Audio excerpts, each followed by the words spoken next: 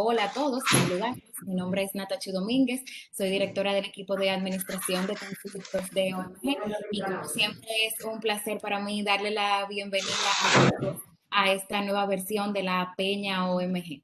En esta ocasión nosotros estaremos contando con la participación de un invitado muy especial, el licenciado Andrés Astacio.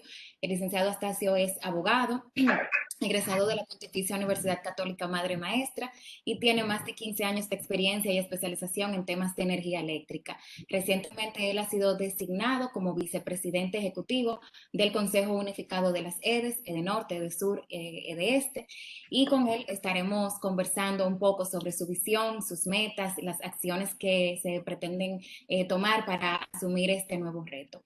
Esta peña será moderada por Esperanza Cabral, quien es socia en OMG. Ella es especialista en temas corporativos, societarios, en transacciones, en derecho comercial en general y en diseños de estrategia legal.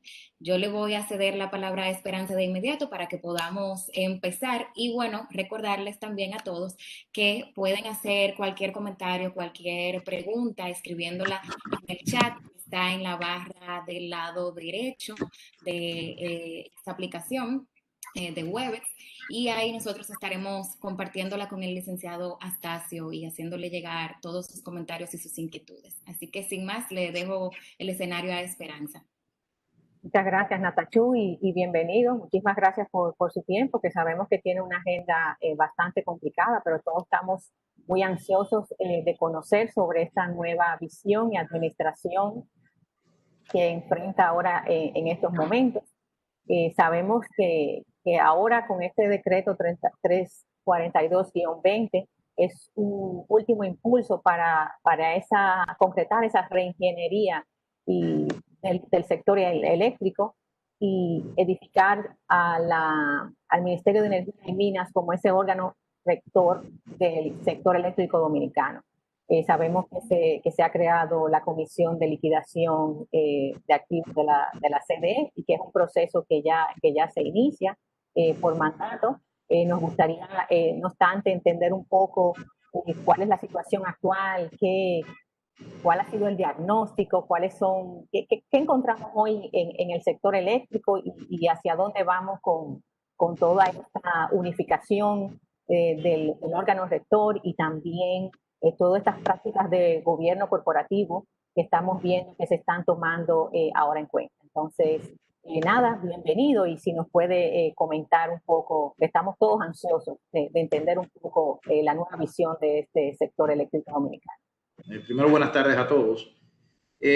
Como bien dijo Esperanza, en el decreto 342-20, el presidente de la República trazó la hoja de ruta de lo que va a ser probablemente una de las más ambiciosas reformas en el sector eléctrico que se han planteado en los últimos 30 años. De hecho, me atrevo a decir que esta reforma resulta hasta más ambiciosa que la que se inició en 1997 con la ley de capitalización de la empresa pública. ¿Cuál es el punto de partida de la reforma? Bueno, nosotros tradicionalmente habíamos tenido un órgano, una agencia pública que era omnipresente y prácticamente omnipotente en el sector eléctrico dominicano, que era la CDEE, que a su vez era una remembranza del antiguo monopolio público que era la CDE. ¿Qué decide el presidente? Bueno, no vamos a poder avanzar en los cambios que queremos realizar si primero no logramos apostar a la institucionalidad. La CDE tenía funciones comerciales, funciones políticas, funciones de planificación que se solapaban con una serie de órganos de la misma administración. Es tan sencillo como que todo lo que hemos trabajado en el sector energético, sabemos que para que un proyecto caminase, el punto de partida era el beneplácito de la CDE, siendo las otras agencias gubernamentales sencillamente accesorios a la decisión de esta organización. Entonces el presidente decide declarar de interés nacional la desaparición de la CDE, crear una comisión liquidadora que se encargue de ese proceso, haga las reformas administrativas y legislativas necesarias para que dicha reforma se lleve a cabo, pero a la vez empezamos a darle orden institucional al sector. ¿Cómo empieza el orden institucional? Bueno, nosotros teníamos hasta el 16 de agosto de este año un Ministerio de Energía y Minas que no tenía ni energía ni minas. Era sencillamente un ente acéfalo en el cual sin capacidad de decisión. Entonces, ¿qué se hace? Bueno, se le devuelven una serie de competencias que habían sido suspendidas en virtud de la ley 142.13, que suspendía la aplicación íntegra de la ley 113. Se le devuelven al ministerio, por lo cual ahora en este momento el órgano rector del Sistema Energético Nacional es el Ministerio de Energía y Minas, es el órgano encargado de la planificación del sistema. Y por el otro lado decimos, bueno, hay una serie de activos empresariales que mantiene el Estado en propiedad que están actuando como islas. Por este mismo proceso de ausencia de institucionalidad, teníamos, por ejemplo, las 3 empresas distribuidoras, que son 3 entidades que realizan, que prestan el mismo servicio público, que están bajo el mismo interés, al ser propiedad del mismo accionista, pero con esquemas de gestión literalmente diferenciados. O sea, para que tengamos una idea de lo que encontramos en las distribuidoras, y lo veremos más adelante en la presentación, eran estrategias de negocio y de prestación de servicios distintas dependiendo de la visión que pudiese tener cada uno de sus respectivos administradores. Esto implicaba o implica la necesidad de que haya una coordinación para garantizar la prestación del servicio y para garantizar la correcta administración de las empresas. ¿Por qué me refiero a la correcta administración de las empresas? Como todos sabemos, el sector eléctrico lamentablemente ha sido más que una palanca que dinamice el desarrollo nacional, ha sido una fuerte carga para las finanzas públicas. Si podemos pasar, podemos ver cuál es la situación esperada. Pasemos a la otra que está más clara. Ya tiene más números, pero es más clara. Bueno, miren, nosotros, el primer axioma que asumimos es que no existe la posibilidad de un sector eléctrico viable, o no existe la posibilidad de un servicio público viable si no se presta el servicio. O sea, los apagones con fines financieros como medio de capear tal vez la carga fiscal, se vuelven una norma, se han vuelto una norma en el imaginario dominicano, al punto que todos nosotros tenemos algún tipo de energía de respaldo en nuestras casas. Y esta necesidad de energía de respaldo en otros modelos o sistemas se entiende como una redundancia que solamente utilizan entidades que tienen evidentes necesidades de seguridad energética o, en su defecto, personas de un alto poder adquisitivo. En República Dominicana se ha vuelto una cotidianidad y todos tenemos una planta eléctrica, todos tenemos un inversor, y esto tiene que ver porque no confiamos en que la demanda va a ser satisfecha. Nosotros nos hemos puesto como meta mínima, como premisa de partida, mantener unos índices de satisfacción de demanda de al menos un 94%. Para que tengamos una idea, salvo en años como este, que es un año electoral, la satisfacción de demanda en República Dominicana ronda entre el 83 y 88%.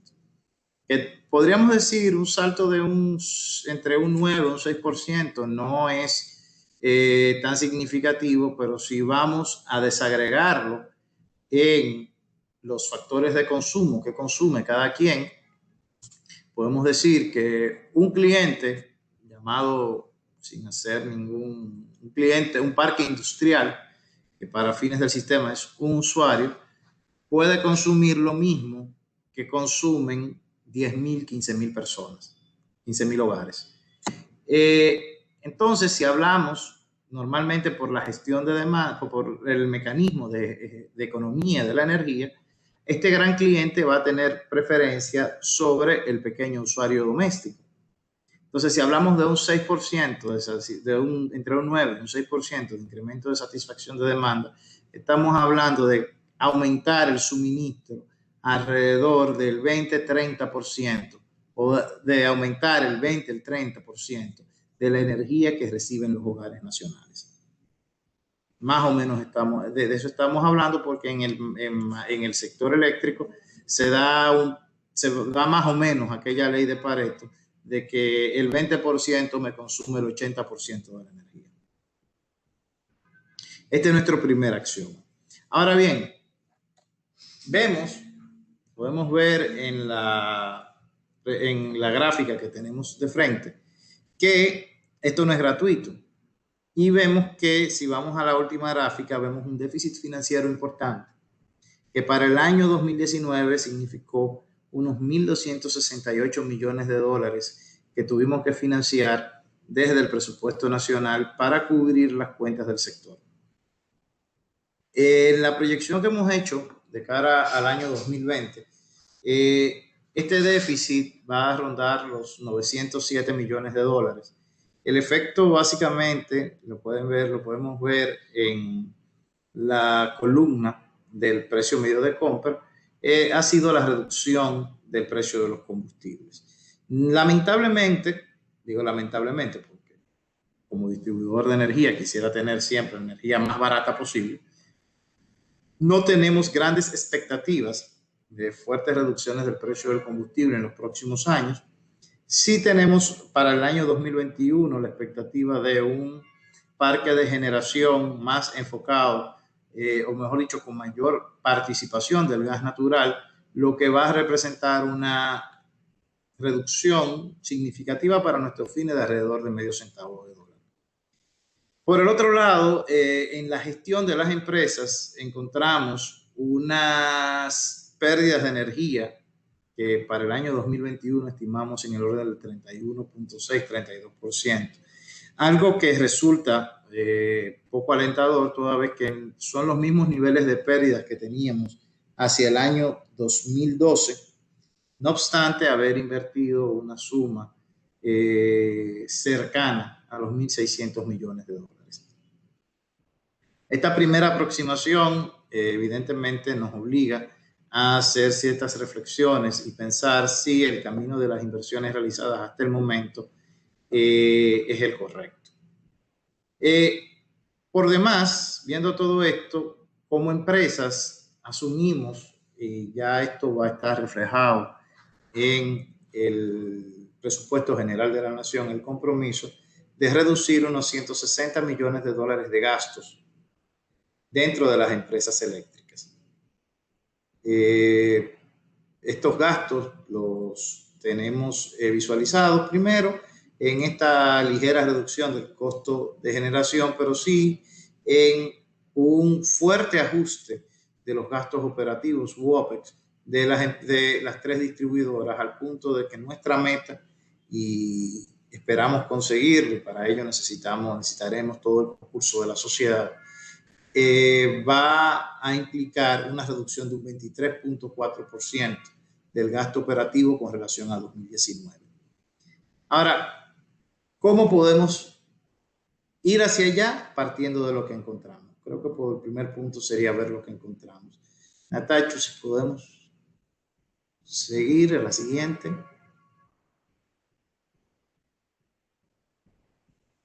Siguiente. Ahí está, sí. No, ok. Lo primero que hacemos es, bueno, dentro de la reforma hay que hacer un rediseño organizativo, porque como bien les dije, desaparece la CDE,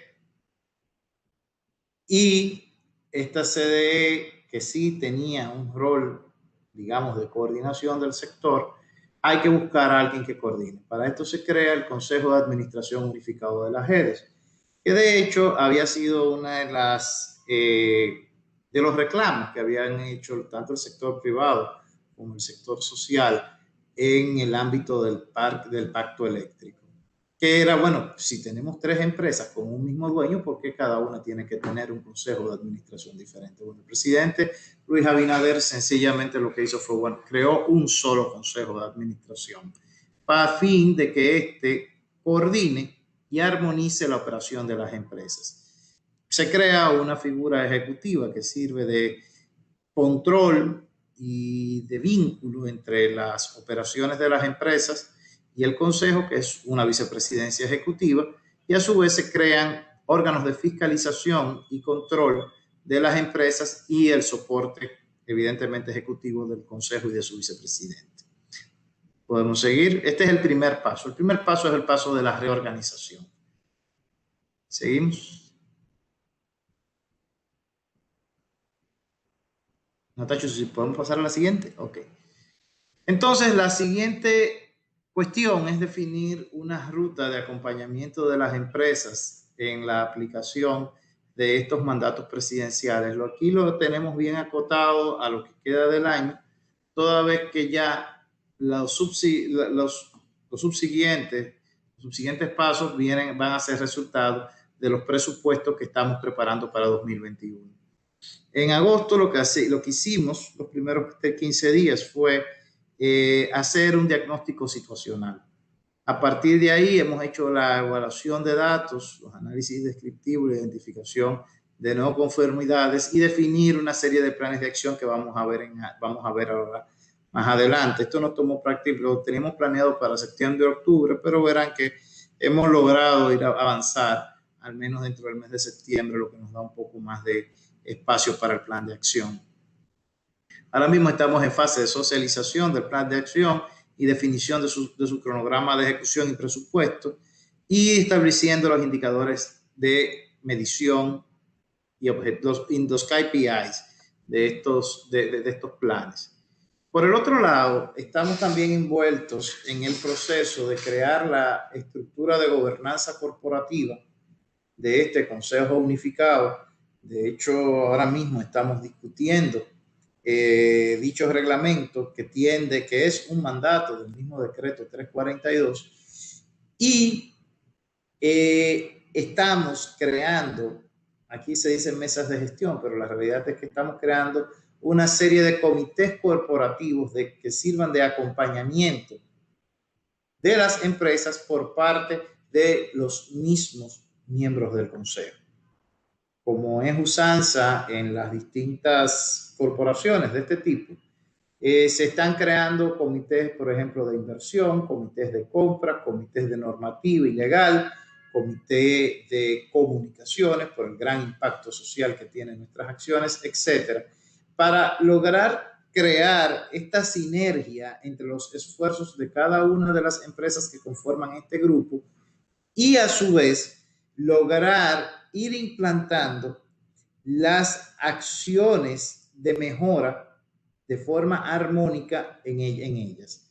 También estamos ahora, nuestra meta final es para el cierre a mediados de este trimestre, ya poder definir una especie de dashboard, o sea, de una especie de hoja de indicadores gerenciales que sirvan como guía en la gestión empresarial para el año 2021. ¿Podemos continuar? Entonces, en esta primera fase que hicimos, a partir de agosto, hicimos un diagnóstico situacional. Nos enfocamos básicamente en las 4 áreas transversales del negocio. A nuestro entender, serían el área de tecnología de información, el área de recursos humanos, el área de compras, contrataciones y logística, etcétera. Entonces, ¿qué encontramos en TI? Al ser 3 empresas con 3 estrategias diferentes de tecnologías de la información, encontramos un divorcio entre las estrategias del negocio y las TICs que tenemos. y las herramientas que tenemos. Encontramos también un desaprovechamiento de nuestra escala, porque al establecer contratos de licenciamiento y acuerdos de servicios individuales, no obstante, las tres empresas tienen las mismas herramientas. No es lo mismo, por ejemplo, para un proveedor como SAP, negociar con un usuario que atiende un volumen de negocio de 400, 500, 600 millones de dólares, que con un usuario que atiende un volumen de negocio de 1.500 millones. Todos sabemos que no es lo mismo. Entonces, a la vez, estos liderazgos independientes acrecentaron las brechas digitales entre las empresas. Y, como es de esperarse, hay una alta rotación en el personal de TI, sobre todo tomando en cuenta que este es un personal de muy apetecible en el mercado laboral. Y bueno, nos da trabajo conseguir mantenerlos, sobre todo después que adquieren el grado de especialización que requerimos en nuestro negocio. Esto a su vez nos da una serie de sistemas independientes, como son el sistema comercial, que si bien es el mismo para las tres empresas, lo tenemos en distintos niveles de actualización y con distintos módulos de gestión que dificultan la homogenización entonces de la información, del manejo de la base de datos y sobre todo del traspaso de una información financiera uniforme. Por último, también encontramos distintos niveles de adecuación en los sistemas SCADA, lo cual tiende a tener una connotación más que nada estratégica para nuestro negocio, dado que los sistemas SCADA son los sistemas mediante los cuales nosotros monitoreamos nuestras infraestructuras de distribución. Podemos continuar. En beneficio del tiempo, quisiera que continuáramos en esto, porque ya creo que les he explicado. También podemos pasar a la siguiente fase. Entonces, ¿qué hemos decidido hacer ante esta realidad? Lo primero que debemos de tratar es de homologar los sistemas comerciales en las tres empresas distribuidoras, así como la homologación de los sistemas SCADA y sistemas de gestión de GRID, DMS y NDM, así como la implantación de un sistema único de recursos humanos, un diseño de un data center unificado y la unificación de procesos de compras en las distribuidoras. Cada empresa distribuidora tenía procesos diferentes, más o menos adecuados a la ley 340-06, pero procesos diferentes al final de cuentas. Todo esto para poder generar un modelo de Big Data que nos permita hacer una planificación proactiva, inteligente, de nuestra red, de nuestro negocio y del relacionamiento que tenemos con nuestros clientes. Una de las grandes críticas que nosotros podemos hacer al modelo de negocio que hemos tenido es que ha sido un modelo de negocio basado en la infraestructura, obviando que la infraestructura no es más que un medio para lograr el fin último, que es la prestación de un servicio. Entonces, si nosotros logramos generar información suficiente que nos permita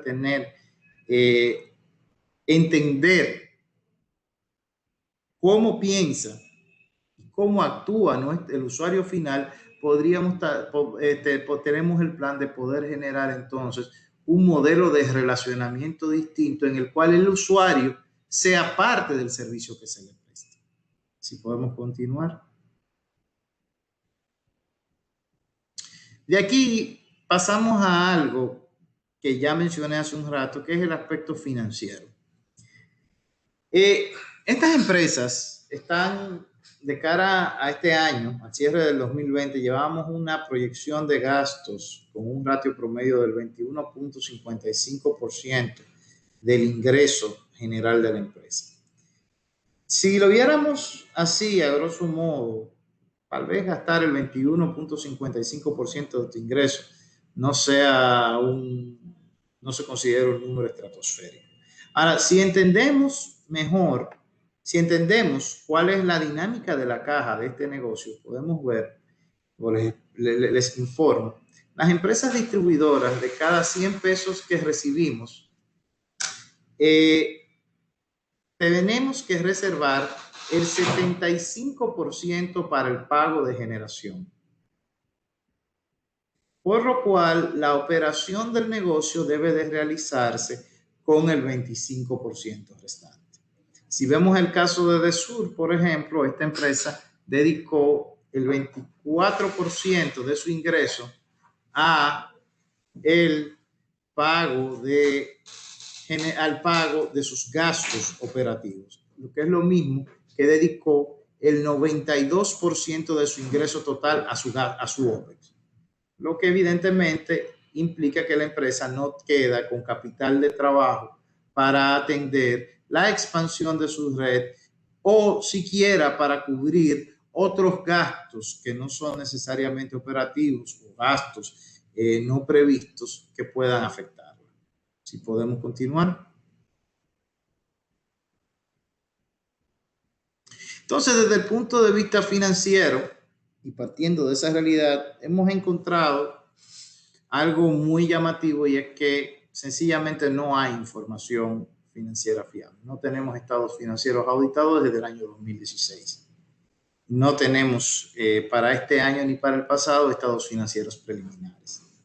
Lo que nos obliga entonces a estar ahora mismo en un proceso de levantamiento de los flujos de efectivo, los reportes de cuentas por cobrar, los reportes de cuentas por pagar, verificar cuáles son los acuerdos de financiamiento y hacer un levantamiento en este momento de nuestros activos fijos y de los proyectos en ejecución. Continuamos. Todo esto lo estamos haciendo para lograr hacer un modelo de consolidación financiera que homogeneice unos estados, que a su vez estos estados se relacionen con el presupuesto, con el presupuesto, las deudas existentes, las inversiones que vamos a realizar, los ingresos y un control del OPEX y el CAPEX, para así poder tener una hoja de ruta de la recuperación financiera de la empresa. Un punto que destaco es que como gerencia, tal vez ustedes han escuchado mucho que el gran problema del negocio eléctrico de las distribuidoras en República Dominicana son las pérdidas. Y se habla de las pérdidas de energía, las pérdidas de energía. Bueno, si bien las pérdidas de energía son un factor importante para nosotros como gerencia, no son el único factor. De hecho, nosotros estamos tratando de implementar una cultura en la que, como en toda empresa, el elemento nodal para determinar la eficacia o no de una acción sea el rendimiento financiero. Digo esto porque, como les dije hace un rato, hemos invertido unos 1.600 millones de dólares en reducción de pérdidas. Pero esos 1.600 millones de dólares no se han traducido en una reducción del déficit financiero. Por lo cual, definitivamente, si solamente nos enfocamos en cuánto reducen las pérdidas, no estamos viendo la película completa ni estamos en capacidad de determinar la idoneidad de las inversiones. Y a través del Comité de Inversión Corporativo que estamos creando, uno de nuestros mayores intereses es poder determinar la idoneidad y rentabilidad de las inversiones que vamos a hacer, sobre todo tomando en cuenta que le estamos haciendo con dinero público. Continuamos. Ya esto lo colocamos acá, porque como esto es una peña de una firma de abogados, quisiéramos compartir el nivel de exposición legal que tienen nuestras empresas. Digo nuestras no refiriéndome a mí, sino a todos nosotros, todos los que estamos aquí, porque el Estado Dominicano es el accionista del 99% de las acciones. Si vemos, si puedes pasar, Natasha, a la siguiente. Si vemos, nosotros tenemos en este momento una exposición solamente civil de alrededor de 7,000 acciones activas.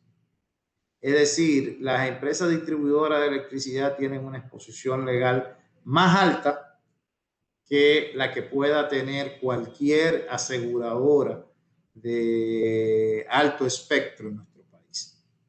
Continuamos.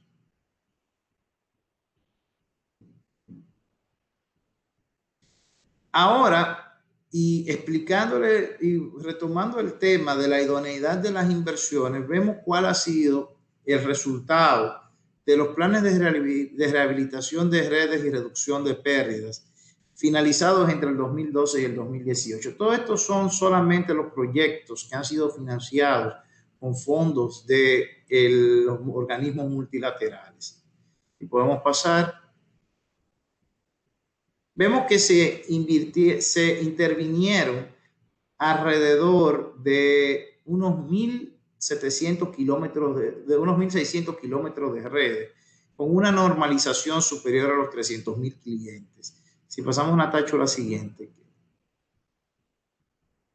Y con una inversión superior a los 400, cercana a los 500 millones de dólares, solo obtuvimos como rendimiento una reducción de pérdidas de 4.32%. Es decir, estos proyectos, la lógica de estos proyectos, más el seguimiento que se les ha dado, lo que ha tenido como resultado es que estamos gastando 100 millones de dólares por cada punto de pérdida que estamos reduciendo. Para que tengamos una idea, cada punto de pérdida representa un gasto anual para las empresas distribuidoras a los precios actuales cercano a 15 millones de dólares. Es decir, el repago de estos proyectos es casi en 10 años, lo cual nos obliga a nosotros a pensar en otra forma de invertir. ¿Cuál es esa otra forma? Pues, si quieres podemos continuar. Bueno, ya pasamos a recursos humanos. Antes de pasar a esto, ¿cuál es la forma que estamos pensando? Lamentablemente no lo hemos puesto todavía en blanco y negro, porque estamos parte de los análisis que estamos haciendo. Nosotros hemos hecho grandes inversiones en nuestras empresas distribuidoras, pero hemos mantenido empresas análogas. Ustedes se fijan, cuando alguien por algún motivo se atrasa en el pago, va a suspenderle una camionetita que abre un panel de medidores y suspende. Cuando la tecnología hoy, sin incurrir en costos excesivos, nos permite realizar ese tipo de acciones de forma remota.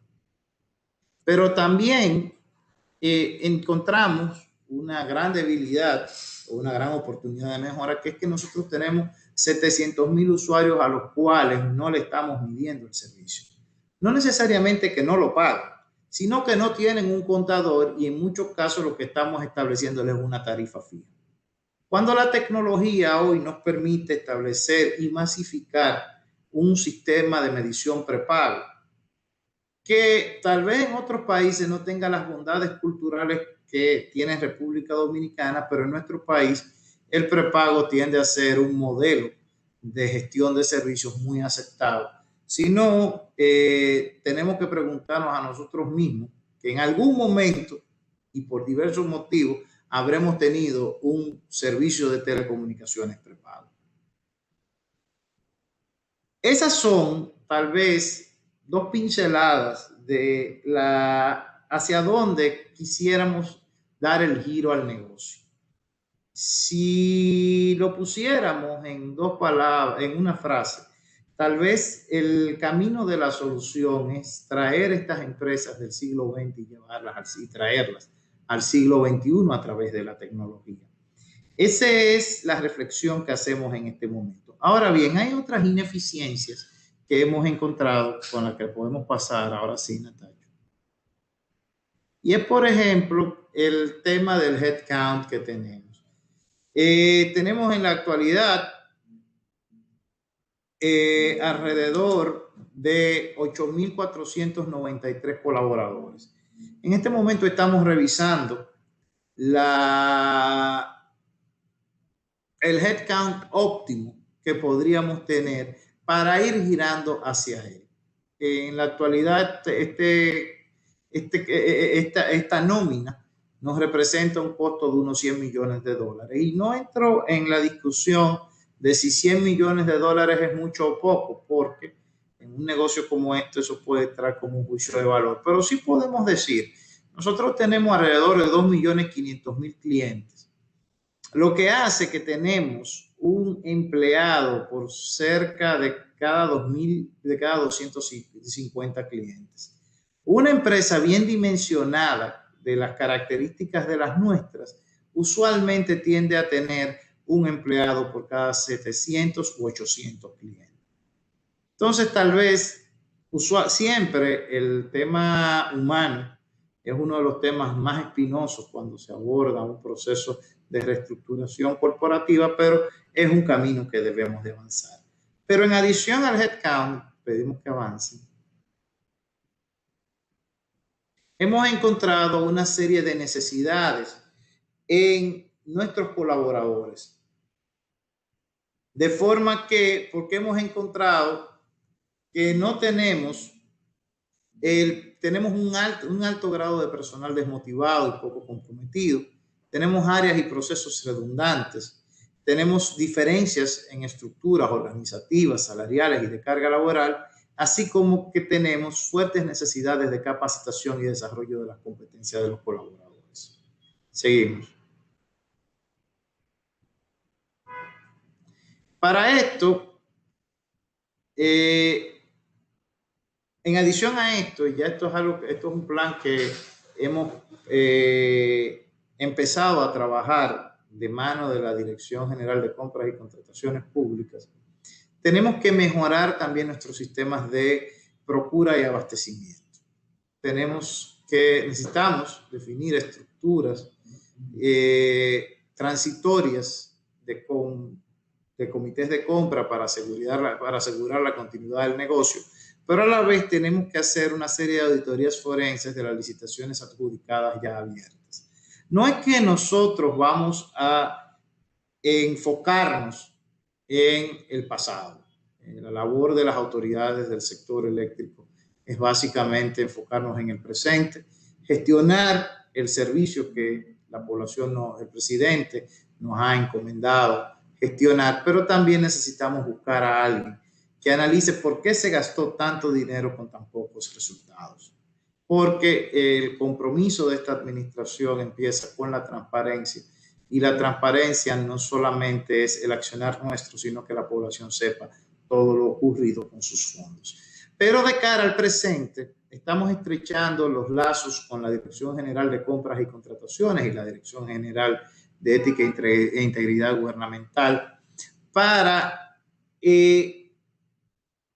mejorar la utilización de las herramientas de transparencia que existen en la administración pública. Para que tengamos una idea, menos del 30% de las compras de las empresas distribuidoras se hacen a través de los portales de compras y contrataciones, lo cual primero riñe con la ley y segundo es una fuente de múltiples situaciones que no necesariamente sean santas. Asimismo, estamos ahora en un proceso de homologación de las cosas que compramos. No necesariamente se estaba comprando lo mismo en la concesión del este que en la concesión del norte o en la concesión del sur, siendo empresas, estando en un sistema relativamente pequeño, pero a la vez con un solo código de conexión. Por otro lado, estamos revisando la movilización de nuestro stock, porque encontramos que una gran cantidad de materiales obsoletos. Por otro lado, estamos trabajando ahora mismo en un nuevo plan de compras y contrataciones, ya que encontramos muchas compras y muchos proyectos iniciados fuera de la planificación de compras. Y estamos revisando el cumplimiento de nuestros suplidores. Podemos continuar. Por todo esto, estamos ahora mismo, bueno, ya esto lo mencioné, lo podemos seguir. Ya esto lo hemos ido avanzando. Bueno, ya seguimos. Bueno, ya estos son los 4 proyectos que les he ido avanzando. en los cuales estamos enfocados ahora mismo, que son proyectos de homologación de tecnología, homologación financiera, homologación desde el punto de vista de nuestros recursos humanos y de los procesos de compra y abastecimiento. Como les dije hace un rato, nuestro principal objetivo es, digamos que rescatar no solamente las empresas por su impacto en las finanzas públicas, sino también de rescatar la relación entre el prestador del servicio y el usuario final, tomando como norte que lo esencial es mantener la bombilla encendida. Aunque tenemos que hacer muchas cosas, al final de cuentas, lo que todos necesitamos es tener electricidad, que es el bien esencial que nos permite el desarrollo de las demás actividades. Quedo a su completa disposición para cualquier pregunta.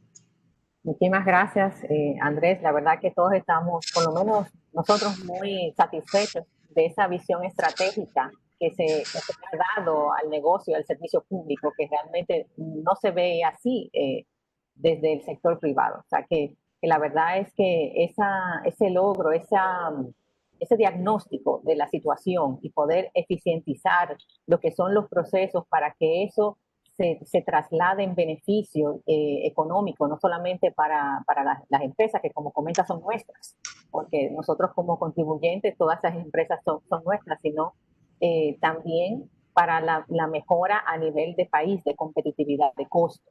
La verdad es que vemos de manera muy positiva esa visión estratégica del negocio y que se traslade en ventajas competitivas para lo que es la economía. Y ahí tal vez para darle paso a las preguntas del público, muy buenas las reflexiones que dejas. Nosotros como sector privado, en adición al pago que nos corresponde de energía eléctrica, ¿qué apoyo pudiésemos dar a lo que es esa gestión y esa eficientización que todos queremos que sea el sector eléctrico? Miren, una cosa que creo que el presidente ha dicho, es bueno recalcar, el rescate del sector eléctrico en República Dominicana debe de ser una cruzada de todos. Todos desde las distintas perspectivas que nuestras condiciones particulares prevean. Nosotros como administración estamos abiertos no solamente al diálogo, sino a la concertación de acciones conjuntas tendentes a la mejora del sector. De hecho, en nuestro plan de gobierno está escrito y una posición que ha reiterado el presidente. Estamos perfectamente abiertos y estamos analizando las posibilidades de abrir espacios al sector privado en el ámbito de la distribución de la energía, ya sea como alianzas público-privadas o otros mecanismos que podemos evaluar y que estamos evaluando, de hecho. Pero también con nosotros como usuarios tenemos que asumir la responsabilidad no solamente del cumplimiento de nuestras obligaciones, sino también de entender que en la medida que protegemos el servicio, mejoramos nuestra cotidianidad.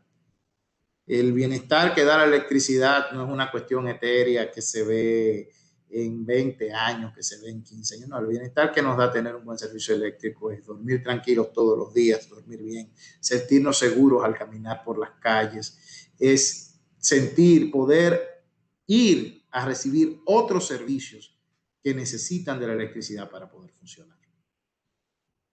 Entonces, como administración, nuestra apertura es absoluta y, bueno, el diálogo también. Les adelanto, hemos tenido, alguien lo va a preguntar, ciertos inconvenientes en este momento con la estabilidad del servicio, producto de un déficit de generación, pero tengan la certeza de que estamos trabajando para estabilizar el servicio en el menor tiempo posible. No, excelente. Natachu, si nos presentas las preguntas del público. Sí, bueno, muchísimas gracias al licenciado Astacio por esta exposición tan interesante.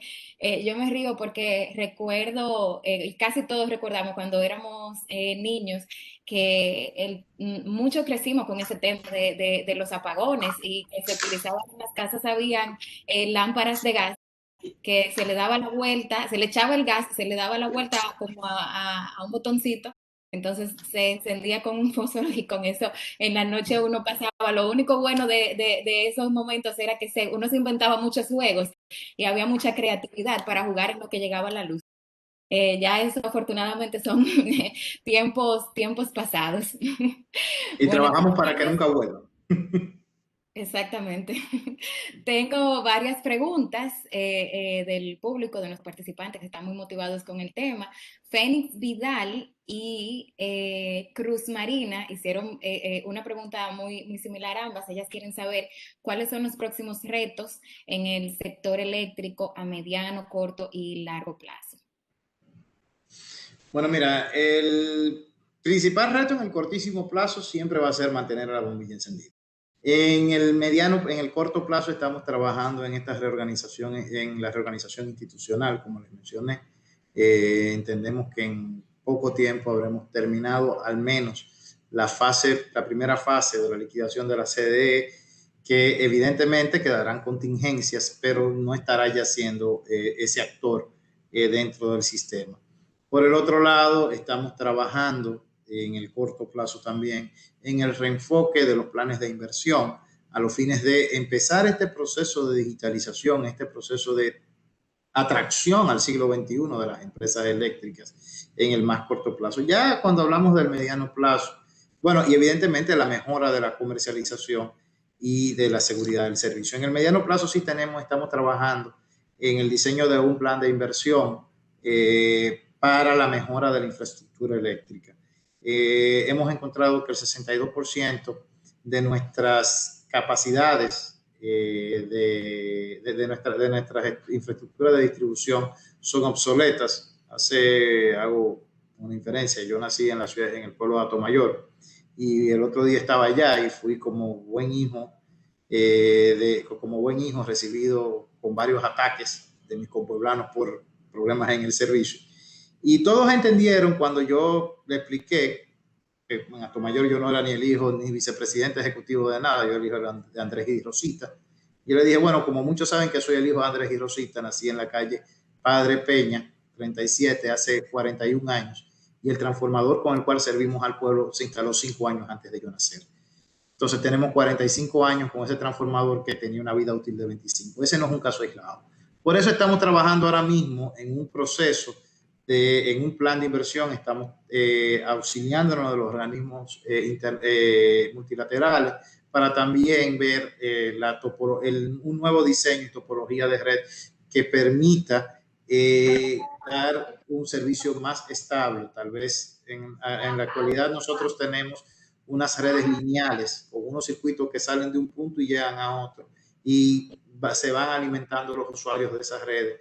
Pero también quisiéramos ver cómo empezamos el desarrollo de redes radiales que permitan que cada uno de nosotros pueda ser alimentado desde distintos puntos. También ya en el largo plazo, en el mediano plazo también estamos pensando en el ámbito de generación, cómo mejorar la generación eléctrica en nuestro país para darle más fiabilidad.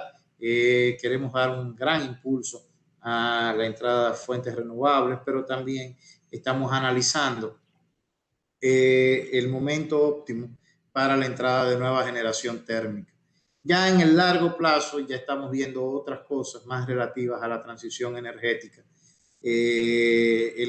Cuestiones como la movilidad eléctrica, que va a ser que es una realidad en 10 años, 15 años, y cuál sería entonces el modelo de red y el modelo de negocios que este proceso de revolución tecnológica va a generar en nuestra empresa. Algunos hablan de que podríamos acabar siendo un tipo de operador de red, con un negocio peer-to-peer, pero bueno, ya estos son planes de largo plazo en los cuales están muy condicionados a cómo se desarrolle la tecnología y y qué tan rápido sea la implantación en países como el nuestro.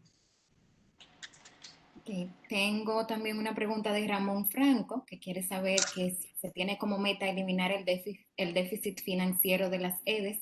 ¿Han evaluado la integración vertical del sector como una estrategia para rentabilizar este vital servicio? Mira, el elemento nodal de toda la reforma desde el punto de vista financiero es la reducción del déficit, que como ustedes vieron impacta grandemente a las finanzas públicas. Ahora bien, nosotros de cara a la integración vertical estamos analizando distintas opciones, aunque la integración vertical ya presenta un ligero problema, y es que llevamos un grado de madurez y de diversificación en el sector generación que dificultaría un poco esa integración en el sector distribución. Pero estamos abiertos, estamos analizando distintas opciones que nos permitan organizacionalmente reducir el déficit y mejorar la calidad del servicio. Okay.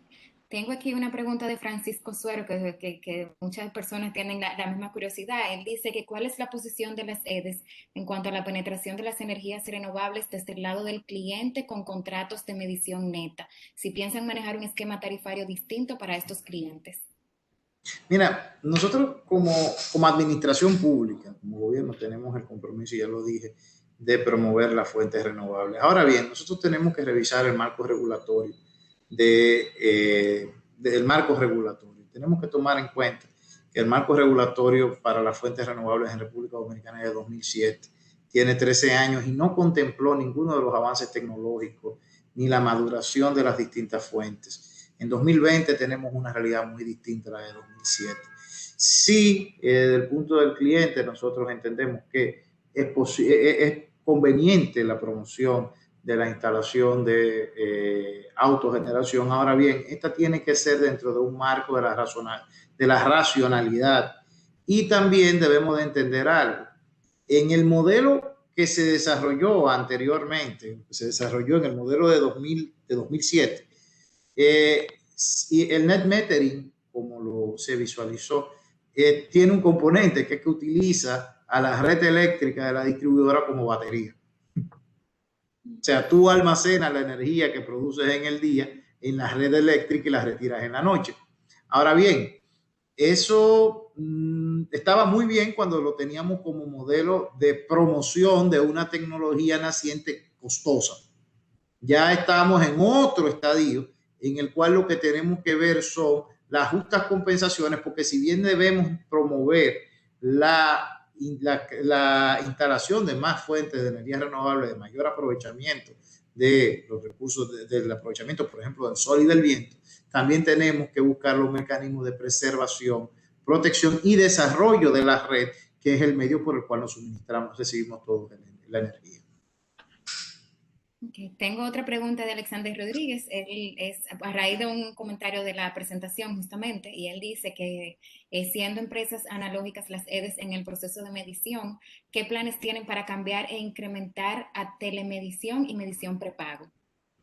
Bueno, mira, de hecho, como les comenté, es una de las grandes reflexiones que estamos haciendo, y ahora mismo estamos viendo las capacidades de financiamiento que podemos encontrar, porque sí, nuestro interés es caminar hacia la telemedición, caminar hacia los microbalances y caminar hacia el prepago en los sectores que así lo requieran. Es una decisión prácticamente ya tomada, que vamos a ir avanzando en ella en el corto plazo y en la medida de que las posibilidades financieras nos lo permitan.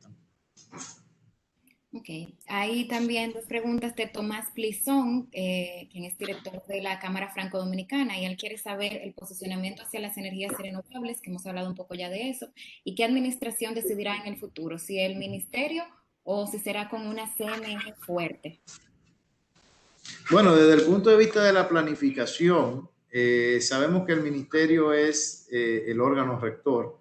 De hecho, la CNE, por mandato de la ley, queda vinculada al Ministerio de Energía y Minas. Y bueno, estamos caminando en el proceso de fortalecimiento del Ministerio de Energía como ente político del sistema energético. Okay, bueno, ahí tengo la respuesta, Tomás. Tengo también de Emily Zucar, ella pregunta que si los compromisos asumidos por la CDE en PPAs y otros contratos públicos y que se encuentran vigentes posiblemente después de su desaparición, que se encontrarán vigentes posiblemente después de su desaparición, si serán asumidos por el Consejo Unificado. Y también pregunta si el Consejo Unificado tiene en planes la instalación de Smart Grids. Bueno, mira, de hecho, una de las ideas de la creación del Consejo Unificado es que este asuma las funciones comerciales que anteriormente manejaba el Estado.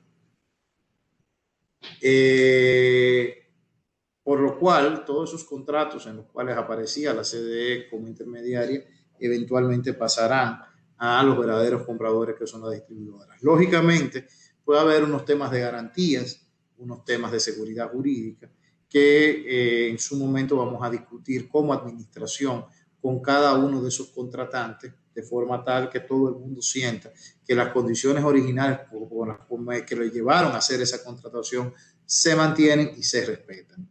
Con relación al uso de Smart Grid, bueno, ya cuando hablamos de telemedición, microbalance, macrobalance y tal vez una gestión inteligente, una gestión digital de la red, sí, hacia donde queremos caminar es hacia un modelo en la medida de nuestras posibilidades logísticas y financieras de Smart Grid. Es traer, como les dije, estas empresas análogas del siglo XX, traerlas al siglo XXI. Ok, bueno, tengo una pregunta final por parte de Hamlet Collazo, que él quiere saber si ya tienen definidos cuáles serían los principales proyectos de inversión de la CDE para los próximos 4 años. Bueno, el CDE no va a tener proyectos de inversión en los próximos 4 años. Sí. Eso está definido. CDE no va a tener proyectos de inversión en los 4 años. Para las empresas distribuidoras ya, y también la empresa de transmisión eléctrica, GEIT, hemos ido definiendo. Por ejemplo, desde el punto de vista de las distribuidoras, nuestro enfoque va a ser en la mejora de la comercialización y también en la mejora de la infraestructura de distribución. TED, por ejemplo, aunque no soy responsable de TED, pero sí puedo decirles que tiene interés muy marcado en la ampliación de las redes de transmisión de 345 kilovoltios, sobre todo hacia la línea noroeste, dado que ahí en esa zona, primero tenemos grandes necesidades de generación de electricidad y segundo, tenemos un gran potencial de fuentes renovables en esa zona. Desde el punto de vista de GEHIT se han hecho los anuncios de las distintas presas y sistemas hidroeléctricos que vamos a ir desarrollando. O sea, de cara al menos a estos 4 años de administración, sí tenemos definidos los proyectos principales que vamos a abordar. Okay. Yo había dicho que esa era la última pregunta, pero queda una de Cruz Marina y va en el sentido, voy a decirlo a nivel general, ¿qué va a pasar con Punta Catalina? Bueno, mira, Punta Catalina mientras tanto la estamos operando. Ya la decisión la decisión final de ese activo ya es una decisión que la administración está evaluando. Nuestro mayor interés ahora es poner a punto el activo para que toda la sociedad pueda beneficiarse de ella después que la pagó y probablemente la haya pagado cierto sobrecosto. Se ha hablado mucho de planes de conversión de la planta, realmente no creo, no está ahora mismo en carpeta la conversión de la planta, tal vez se ha hablado de gas natural, no está en carpeta. Eso sí está en análisis, tal vez aprovechar ciertas flexibilidades que pueda dar la caldera de quema de biomasa y demás cosas, y estamos trabajando seriamente en el tema ambiental de manejo de cenizas. Con relación a Punta Catalina, eso es lo que tenemos. Ok, bueno, ahora sí, ya esa era la última pregunta. Muchísimas gracias por habernos acompañado hoy. Yo creo que todos estamos muy satisfechos con la presentación, con las respuestas. Gracias a todos también los que estuvieron participando y haciendo sus comentarios. Y bueno, ya le voy a ceder la palabra a Esperanza para de esta actividad. No, muchísimas gracias, agradecerle su participación. Estamos todos pendientes con estas grandes acciones que están elaborando y ánimo, o sea, estamos apoyando y esperamos que todo saldrá bien en estos próximos 4 años. Muchas gracias. Muchísimas gracias a ustedes por la invitación. Que tengan muy buenas tardes. Gracias, igual. Hasta luego.